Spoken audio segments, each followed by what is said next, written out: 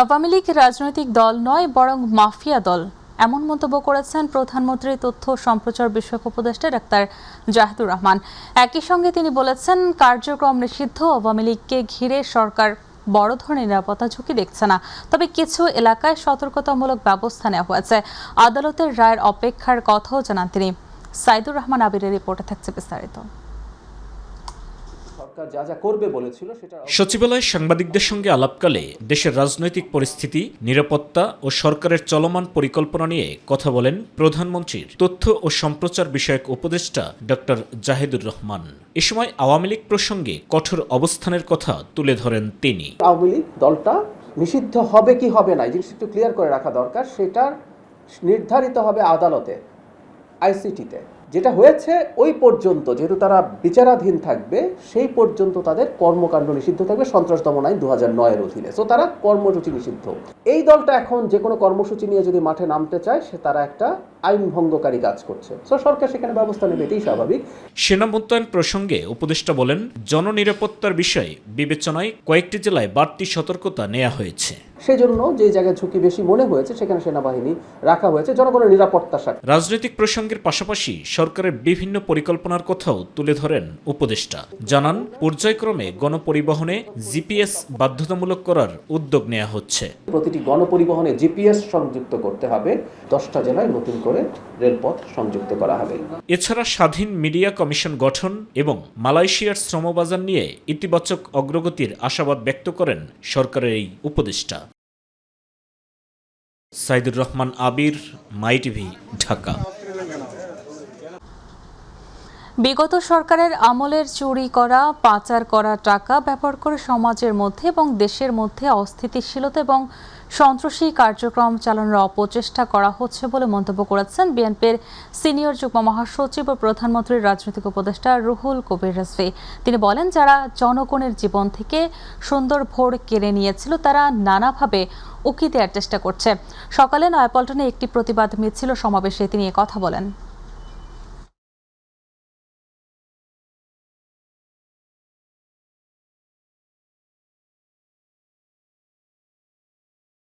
যারা সুস্থ জীবনযাপন কেড়ে নিয়েছিল, মানুষের বাঁচবার সকল অধিকার কেড়ে নিয়েছিল, তারা আজকে নানা কায়দায় নানাভাবে তাদের চুরি করা টাকা, তাদের পাচার করা টাকা, লক্ষ লক্ষ কোটি টাকা, সেই টাকা ব্যবহার করে সমাজের মধ্যে, দেশের মধ্যে অস্থিতিশীলতা এবং সন্ত্রাসী কর্মকাণ্ড তারা করার চেষ্টা করছে।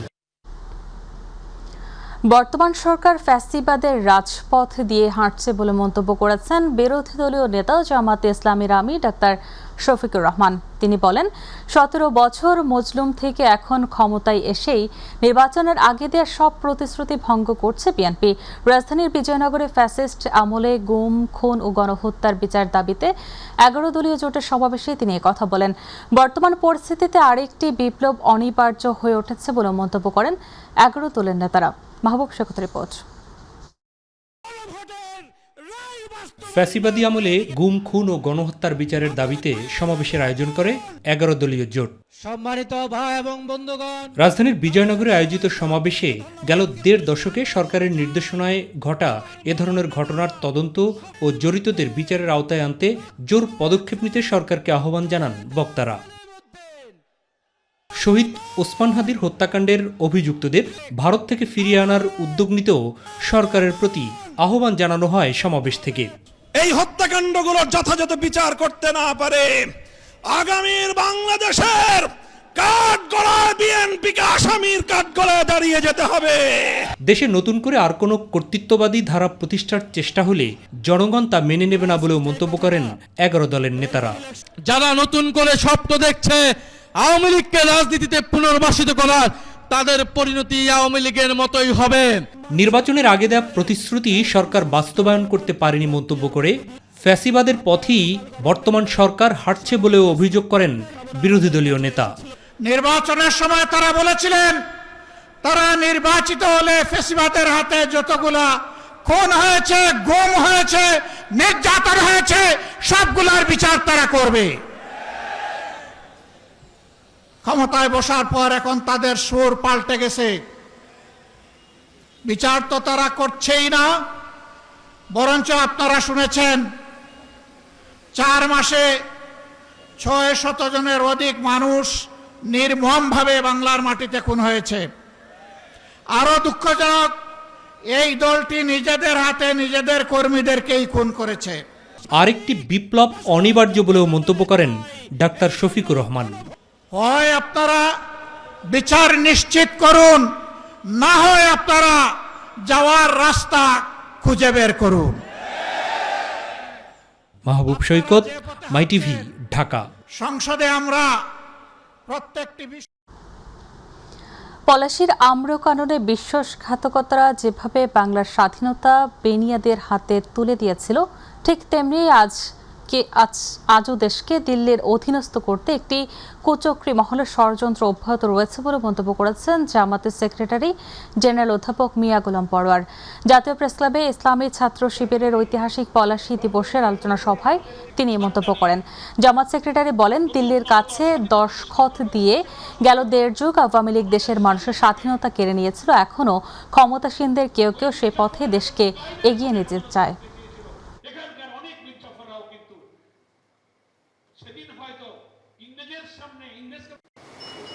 আজকে ইংরেজি নেই, নতুন করে ভারতের আধিপত্যবাদী শক্তি হয়েছে আমাদের সেই প্রভু।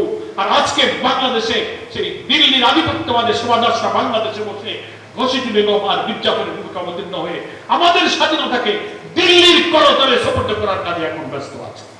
স্বাধীন যে ভূখণ্ডের উপরে আমরা হয়েছি, এই ভূখণ্ডে আমরা পেয়েছিলাম 47-টা হলে অখণ্ড ভারত সেই নেহেরু ডক্টরের মধ্যে আমাদেরকে সেই বৈষম্য বিরোধিতা, সেই জুলুম নিপীড়নের শিকার হয়ে ওই সাম্রাজ্যবাদীদের অধীনেই আমাদের। মালয়েশিয়া সফর শেষে এবার চীনে প্রধানমন্ত্রী তারেক রহমান। 4 দিনের রাষ্ট্রীয় সফরে দালিয়ান থেকে শুরু হয়েছে কূটনৈতিক এবং অর্থনৈতিক তৎপরতা। বিশ্ব নেতা ও বিনিয়োগ অংশীদারদের সঙ্গে বৈঠকে বাংলাদেশের অর্থনীতি, বিনিয়োগ ও টেকসই উন্নয়নকে তুলে ধরছেন সরকার প্রধান। আরও জানাচ্ছেন আতিকুর রহমান তিতাস। মালয়েশিয়ায় 2 দিনের রাষ্ট্রীয় সফর শেষে চীনের প্রধানমন্ত্রী লি কিয়াংয়ের আমন্ত্রণে 4 দিনের রাষ্ট্রীয় সফরে চীনে পৌঁছেছেন প্রধানমন্ত্রী তারেক রহমান। সফরে তার সঙ্গে রয়েছেন সহধর্মিণী ডাক্তার জুবাইদা রহমান।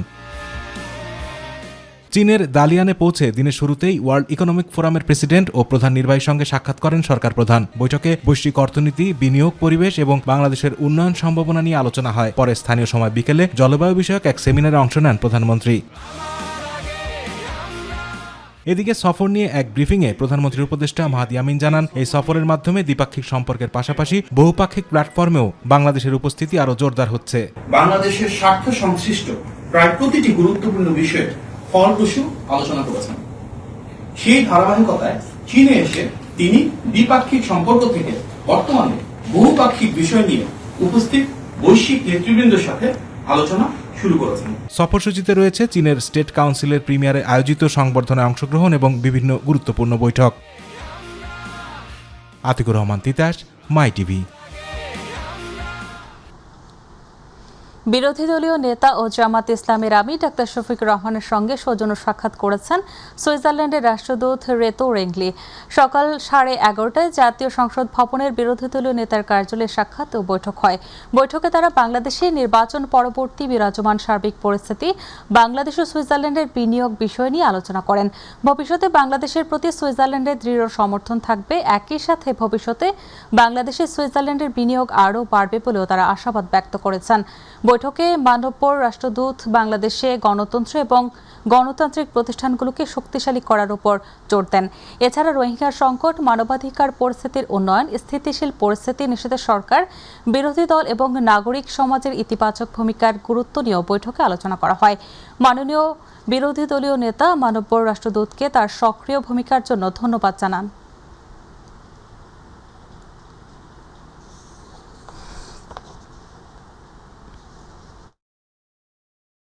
জুলাই গণ অভ্যুত্থানের রাজধানীর বাড্ডায় 23 জনকে হত্যার ঘটনায় মানবতা বিরোধী অপরাধের মামলায় রাশেদ খান মেনন এবং কামরুল ইসলামের বিরুদ্ধে সাক্ষ্য গ্রহণ শুরু হয়েছে আজ। আন্তর্জাতিক অপরাধ ট্রাইব্যুনাল 1-এ সকালে এ সাক্ষ্য গ্রহণ শুরু হয়। এই মামলায় আজ সাক্ষ্য দেন জুলাই যোদ্ধা সাকিব আহমেদ। এদিকে পতিত আওয়ামী লীগের শাসনামলে বরিশাল ক্রসফায়ারে ছাত্রদল নেতাসহ 2 জনকে হত্যার ঘটনায় সাবেক এমপি আবুল হাসনাত আবদুল্লাহ সহ 4 আসামির বিরুদ্ধে তৃতীয় দিনের সাক্ষ্য গ্রহণ অনুষ্ঠিত হয়েছে। ট্রাইব্যুনাল 2-এর সকালে এ সাক্ষ্য গ্রহণ হয়। মামলাটিতে আজ সাক্ষ্য দেন পুলিশের গোয়েন্দা বিভাগের কর্মরত এসআই খলিলুর রহমান।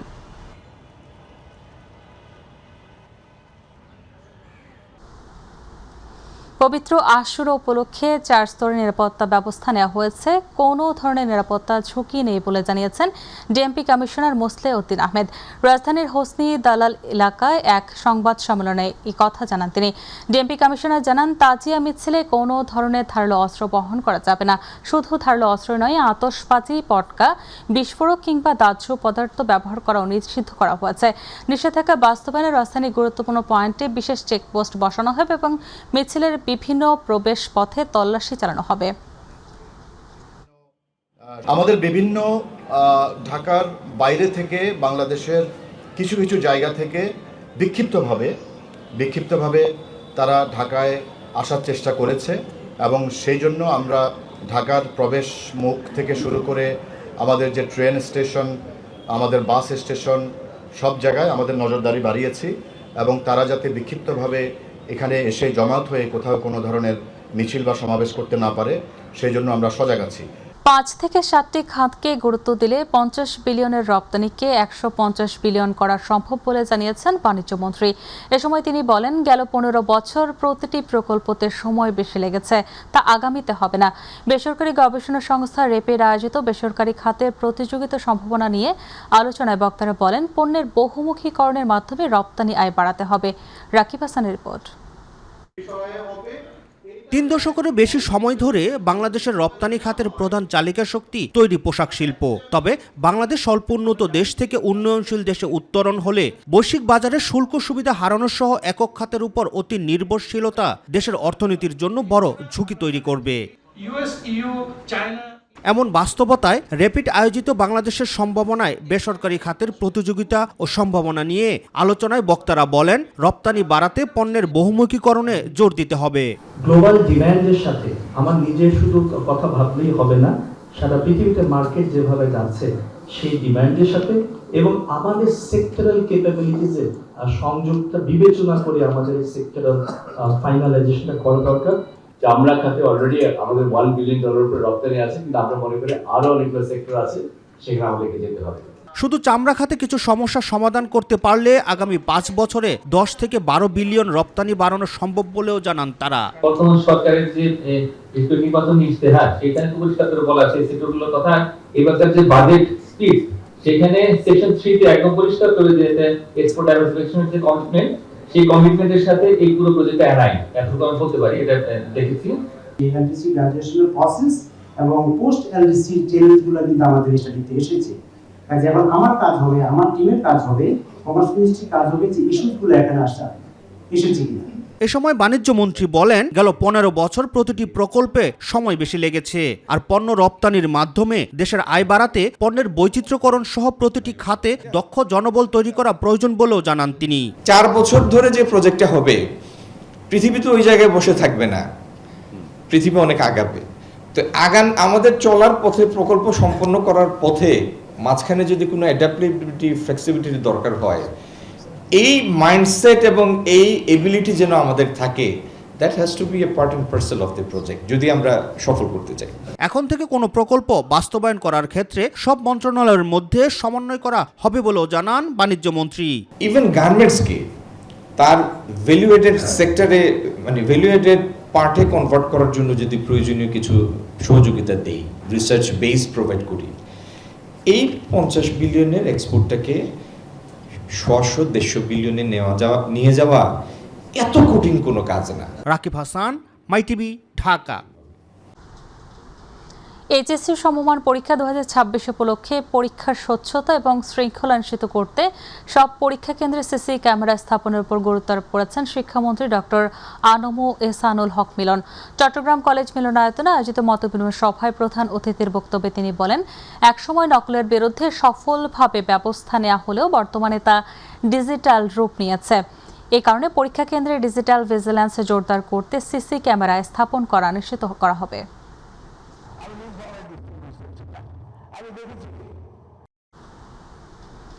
লালমনিরহাটে ভারতের উজান থেকে নেমে আসা তিস্তার পানি বিপদসীমার উপর দিয়ে প্রবাহিত হচ্ছে। অপরদিকে সোমবার রাত থেকে পানি বাড়তে শুরু করলেও সকাল ৬টায় থেকে কমতে শুরু করে, পরে আজ দুপুর ১২টার পর থেকে আবার বাড়তে শুরু করে। পানি উন্নয়ন বোর্ড জানিয়েছে, সকাল ৬টায় দেশের বৃহত্তম সেচ প্রকল্প তিস্তা ব্যারেজের ডালিয়া পয়েন্টে তিস্তা নদীর পানি বিপদসীমার ৫ সেন্টিমিটার নিচ দিয়ে প্রবাহিত হয়। আর সকাল ৯টায় কিছুটা কমে বিপদসীমার ১০ সেন্টিমিটার নিচ দিয়ে এবং দুপুরে ১২টার দিকে বিপদসীমার ১৫ সেন্টিমিটার নিচ দিয়ে প্রবাহিত হয়। বর্তমানে আবারও পানি বিপদসীমার ১ সেন্টিমিটার উপর দিয়ে প্রবাহিত হচ্ছে। নদীর পানি বাড়া কমায় সম্ভাব্য বন্যা নিয়ে দুশ্চিন্তায় রয়েছেন নদী পাড়ের মানুষ।